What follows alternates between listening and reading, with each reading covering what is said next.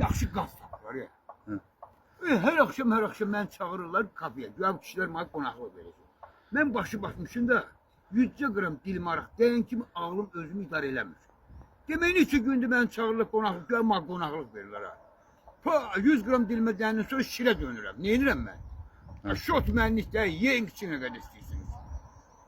Ay sər ayrılırım kişi. Ayrılırım, ağlım gəlir yerinə. Bizə nə qədər borcum var restorana? Röşənə bizə nə qədər borcum var? Yaxşı qaz tapır, indi mənə zəng ediblər. Axşam yenə oturalım bir yerə, yığışalım bir yerə, saat qonaqlıq verirsiniz. O zəhrimar var. O zəhrimar özümə söz vermişim. Dilimə vurmaram. Onu gerək bacarasan içəsən. Mən bacarmıram qardaş. Mən bacarandan sonra ürəyim açılır.